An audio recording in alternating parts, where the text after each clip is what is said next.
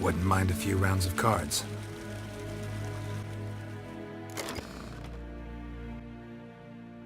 So we're just going to discuss the basics behind this pretty cool minigame called Gwent. I cannot speak for every mechanic that's within this card game because I haven't gotten every single card yet, but I can tell you pretty much what the basics are and what you should and should not be doing. Probably more of the latter than the former. With that said, I'm going to discuss the mechanics as I see them more than, say, the deck building and things like that. You do not have to dispose any cards if you like the hand that you were dealt.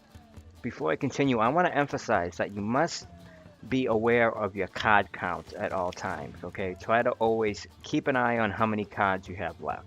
In other words, you do not want to shoot your load too soon and all at once. One of the most important things to be aware of also is the opponent's hero ability, as well as yours. The hero ability can in fact be a game changer. You want to get into round 2 with as many cards as possible. I always try to hold on to a weather element because those can also be game changers as well. Every card has a number, okay? The higher the value, the stronger the card is.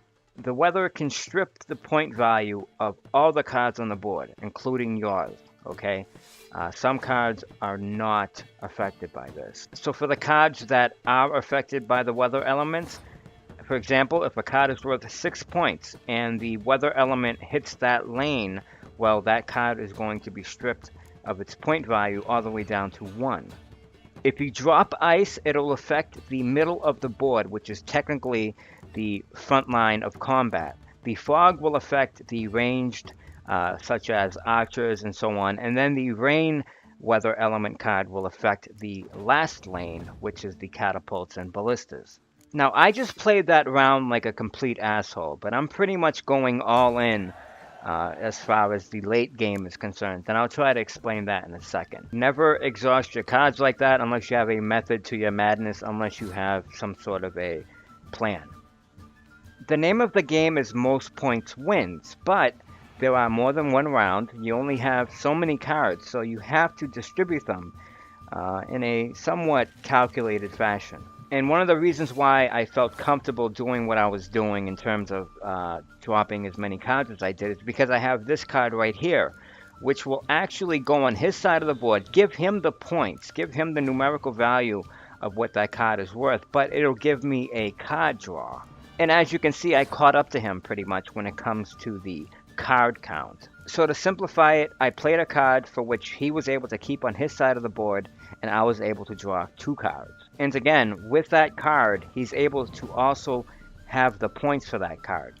So it's all situational. I don't recommend doing that unless you're under the right circumstances. I feel very comfortable with the cards I have, as well as my hero ability. And so you're going to see how my hero ability comes into play.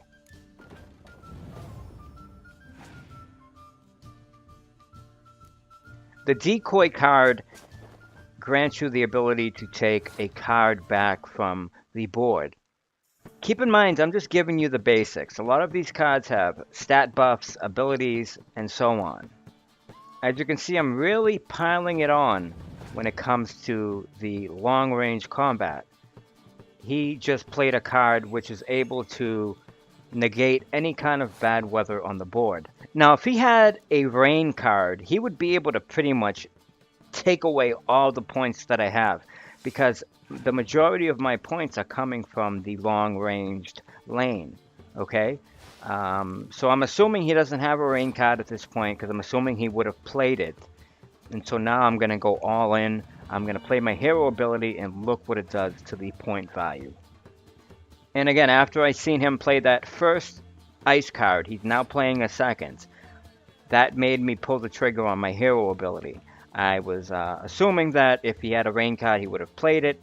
And so now, as you can see, he's trying to play catch up with a very limited amount of cards, and I am almost tripling his score. He's getting more cards because he has cards. He's playing cards that enables him to draw from the deck. But unless he gets that rain card, he will pretty much be looking at a big fat L, and the game is becoming more and more out of reach with every turn. I'm just scratching the surface in terms of the game's mechanics. I'm just telling you the basics pretty much. A lot of these cards are situational. If you want me to dive a little deeper in respect to the game's mechanics, leave me a comment down below and I will upload some more stuff for you guys. I love you. Thanks for watching. Take care.